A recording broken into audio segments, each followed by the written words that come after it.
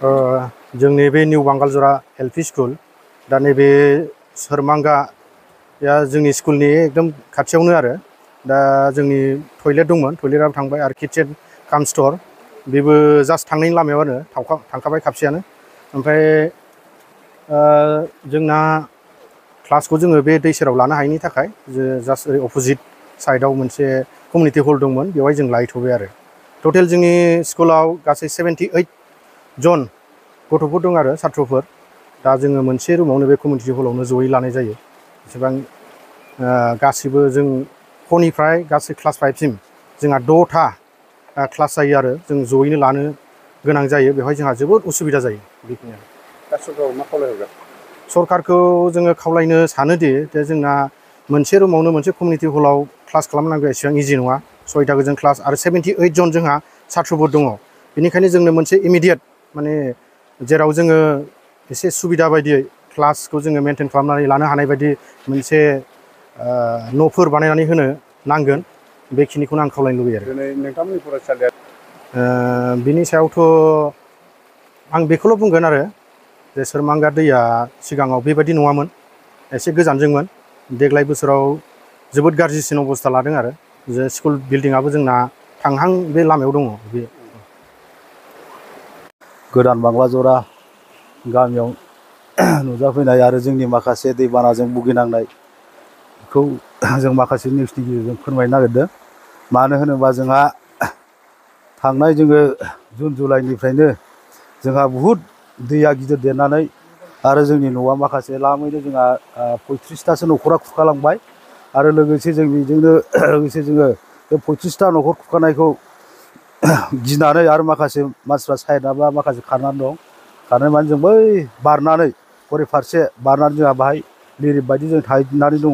मानो होनबा जोंनि हाया 2 काठाल' जोंहा माने थानो थाखाय जोंहा रावहाबो बुरजा हा गैया हिसाबै जों माने बे गुबुननि हायाव जों दा थाथ'ना दंहैयो आरो। दा बिथांमोनजोंबो जों रायज्लायदों, बिथांमोनाबो होनदों माने 2 मासनि थाखायल' जोंखौ दोनगोन होननानै बुंदों आरो बे हा बिगुमाया। जाखिनि हा बिगुमा जों बिसोरजों रायज्लायनायनि गेजेरजों जों 2 मासखौ जों दैबाना बारजासे जों थानो थाखाय जोङो बाहाय थाहैथ'नाय जादों। आरो जों उननि बेलायाव जों अबाव थागोन जोंहा जेबो राहा गैया। दासिमबो जोंनि थाखाय जोंहा मोनसेबो माबा जायाखै आरो दा जोङो दा बाहाय माने 2 मासनि थाखायल' जों थाथ'नो जों रेहाय बिनाय जादों आरो दा। आदसा, जों नुनो मोनदों नोंथांमोननि गामिनि न' बां खुरखानायजों लोगोसे नोंथांमोननि जायनाखि नैबे गुदि फरायसालि बेबो खुरखालांनाय लामायाव। दा बे समाव मा बुंगोन? बेखौथ' जोंहा स्टुडेन्टफ्रा गोबाङैनो दं। दा जोंहा बेखौ लुस्लायनानै जों बायसान्स स्कुलाथ' दा थांनायानो जाहैखाबाय आरो बिनि अनगा जों थांथारबावोब्ला जों माने बेखौ टेम्परारि हिसाबै फोरोंनोबो जोंहा दान्दिसे एबा लुथ'हैनो जोंहा जायगायाबो गैखाबावासो। दा बिनि थाखायनो जों दा खाथियाव जोंहा कमिउनिटि हल हिसाबै दं हिसाबै जों बाहायनो दा जों दासिमाव फोरोंथ'नानै दं एबा जों बावनो क्लास लाथ'नानै दं थुम थुमब्लाबो। दा जाहाथे बेफोरखौ माखासे डिपार्टमेन्ट एबा सोरखारफ्रा जाहाथे एसे अबावबाफोर जुदि माबा मोनसे खालामनो हायोबा मोजां मोनगौमोन आङो जोंनि रायजोनि थुरुबनिफ्राय। बेनिखायनो जाहाथे सोरखारफ्रा एसे नोजोर होयो आं बिनि सायाव खावलायनाय जाहैबाय।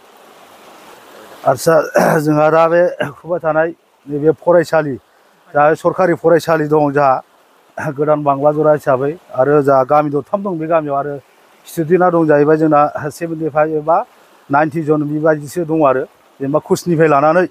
दा बे स्कुला जुदि थाङोब्ला जोंहा बेफोरखौ फोरोंनो थाखाय जोंहा बबेबा टेम्परारि हिसाबै जोंहा लुफिननो जेनेबा दान्दिसे फोरोंहैनो थाखायबो जोंहा जायगा गैया।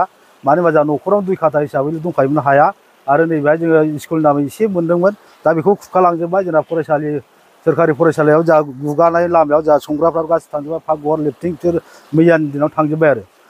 दा बेनि गेजेराव सोरखारफ्रा एसे एनै जाहाथे सुबिदा होयो बेनि सायाव आं सोरखारनि सायाव खावलायहरनाय जाहैबाय आरो। जाहैबाय आङो नै आंथ' बुंफेरा जाहैबाय जाम्बि मानसि। दा जों नैबे निउ बांलाजरा गामियाव बिराद जारला जानानै थाबाय। दिनै जोंखौ मानो थाखाय अनसायफैया नायफैया, गाय गार्जेफ्राबो रावबो नायफैनाय गैया। जों बेसिबां असान्थि जाबाय, रिलिफआव थाहैज्रांलायबाय, बेवबो जोङो माइरं मोना होननानै फैफिनलायबाय थाफैलायबाय, खावसे गासिबो खुरखाजोब्बाय। बेखायनो जोङो बिराद जारला जानानै दङ होननानै मेगनाव मोदै गयो। बेराफारसेनिफ्रायनो हराव ग्रोम ग्रोम होनानै गासिबो खुरख'लांजोबो। दैया एसे फैबाथाय सिगाङावथ' बिदि नङामोन नालाय दैया, दासो बेबायदि जालांजोब्बाय। अजों हरैसोमोन दैया, दा ओरै फैजोब्बाय। जोङो 22-23 बोसोरसो जाबाय आरो दा बेनि उनाव गासिबो दा खुरखालांजोब्बाय। स्कुलफ्रानो हनै आजां गाजां बुरजा, जोंना छात्रफोरा दा फरायनो बिराद जारला जाबाय। स्कुलफ्रा खुरख'लांजोब्बायना।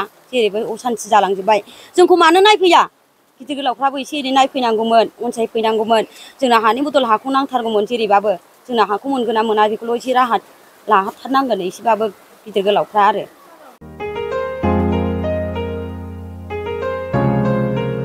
मोनसे फोसावथाय नोंथांमोननि थाखाय मोनसे गोजोनथाव खौरां लानानै फैदों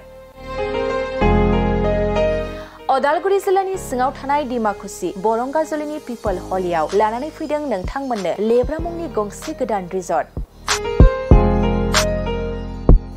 नोंथांमोना बे लेब्रा मुंनि गंसे गोदान रिजर्टखौ तामुलपुर रडनिफ्राय फैब्ला सुख्लाय ब्रिजनि आगदा आरो अदालगुरि रडनिफ्राय फैब्ला सुख्लाय ब्रिजनि सिगाङाव आगसिथिंजाय मोननो हागोन